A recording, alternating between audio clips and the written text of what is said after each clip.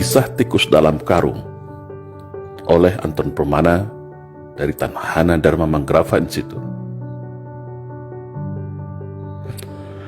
Dalam sebuah perjalanan kereta api, seorang profesor ilmuwan asal Prancis bertanya kepada seorang pria tua yang duduk di sampingnya, "Bapak, kalau saya boleh bertanya, benda apa yang ada di dalam karung itu?" kata profesor. Pria tua menjawab, "Oh, itu adalah kumpulan tikus yang ada di ladang gandum saya." Lalu profesor dengan mimik yang semakin heran dan penasaran melanjutkan pertanyaannya, "Untuk kegunaan apakah tikus itu jauh-jauh Anda bawa dan untuk siapa?" Si pria tua menjawab, "Tikus ini ada yang order buat laboratorium pemerintah sebagai bahan penelitian. Saya mau mengantarkannya langsung. Dan ini sudah biasa saya lakukan dalam beberapa tahun ini." Sambil manggut-manggut, si profesor bertanya kembali, "Lalu, kenapa Anda selalu menendang-nendang tikus itu dan menggoyang-goyang karungnya setiap saat?" Si pria tua itu menjawab, "Oh, kalau itu adalah tradisi kami sejak dulu di ladang. Saya menendang dan menggoyang-goyang tikus itu agar tikus itu sibuk dan ribut antar sesama dia di dalam karung. Karena kalau mereka tenang-tenang saja tanpa diganggu, maka tikus itu bisa menggigit dan mengoyak karung ini dengan gigi dan kukunya yang tajam. Makanya saya goyang dan tenang terus karung ini supaya tikus-tikus ini lupa kalau mereka sebenarnya punya senjata gigi dan cakar.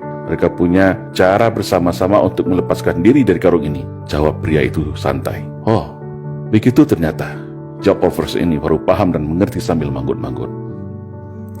Nah, apa yang dapat kita ambil pelajaran dari cerita di atas kalau kita konversikan kepada kondisi bangsa kita saat ini? Cerita profesor dan bapak tua pembawa karung tikus di atas bisa dikonversikan dengan keadaan bangsa kita hari ini. Sebuah bangsa yang besar, bangsa yang plural, bangsa yang majemuk, tapi saat ini terjebak dalam jurang perpecahan yang begitu tajam dan dalam. Ibarat sebuah piramida kehidupan, mulai dari puncak piramida, tengah dan bawah terpecah belah oleh ego dan kepentingannya masing-masing. Apakah ini natural? Apakah itu alamiah terjadi? Sebagai bangsa yang memiliki sumber daya alam melimpah seperti ini, sangatlah menggiurkan bagi para taipan dan negara maju yang haus akan sumber daya alam. Dan sejarah negeri ini juga mencatat demikian. Sejak berabad-abad tahun yang lalu, bangsa lain silih berganti ingin mengeruk kekayaan negara ini. Dan cara yang paling aman untuk menjarah negeri ini adalah tentu dengan mengadu domba sesama masyarakatnya agar terpecah belah dan lemah. Para elit dibenturkan oleh kepentingan bisnis dan jabatannya. Pemerintah dibenturkan dengan rakyatnya.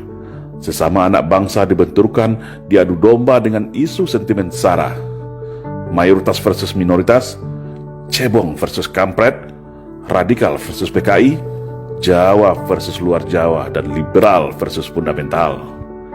Padahal semua perpecahan itu ada decision maker di belakangnya. Ada kingmaker yang merencanakannya. Para elit memiliki kekuatan invisible hand yang ingin mengalihkan segala perhatian, menguras energi bangsa, hingga kita semua lupa, lengah bahwa bangsa ini adalah bangsa yang besar, bangsa yang hebat, bangsa yang tangguh, bangsa yang ramah, baik dan patriot sejati, sebagaimana pendahulu kita mendirikan negara ini dengan segenap jiwa raganya. Setiap hari, setiap menit dan detik, ada saja isu permasalahan yang muncul seakan memaksa kita, menggiring kita, memancing emosi kita untuk terus berkelahi, saling mencaci, dan saling membuli. Seolah tak ada lagi celah untuk kembali ke masa indah yang penuh kerukunan, ketentraman, dan saling percaya dan toleransi. Yang agama satu tak recokin agama yang lainnya. Yang aliran berbeda tidak hakimi aliran yang lainnya. Suku lain tidak menghina suku lain. Kehormatan sara sangat kita junjung dan hormati.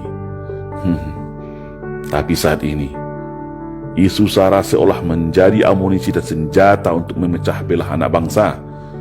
Akhirnya yang terjadi, sesama anak bangsa terjebak dalam jurang gelap perpecahan tiada henti, yang membuat para cukong, elit minoriti, kingmaker semua tepuk tangan dan tertawa sambil menghisap kekayaan negeri ini dengan tenang. Sudah saatnya bangsa ini sadar akan jati dirinya. Sudah saatnya kita semua paham arti dari semua perpecahan ini. Semua ada yang mengaturnya, dan semua ada yang menikmatinya. Ibarat kata pepatah, kalau kapal pecah, maka hiu yang akan kenyang menikmatinya. Padahal, mereka yang merancang ini hanya dari kalangan yang sedikit, tapi berhasil memecah belah serta membodohi kita semua dengan propaganda dan adu domba.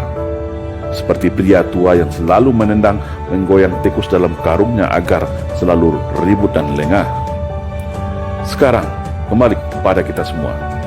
Tetap ribut saling cakar antar sesama, atau bersatu bersama-sama untuk melepaskan diri dari skenario belenggu perpecahan, membangun arus gelombang persatuan kesatuan bangsa untuk menuju arah Indonesia ke depan yang lebih baik, yaitu Indonesia yang bersatu, berdaulat, adil dan makmur. Salam Indonesia Jaya.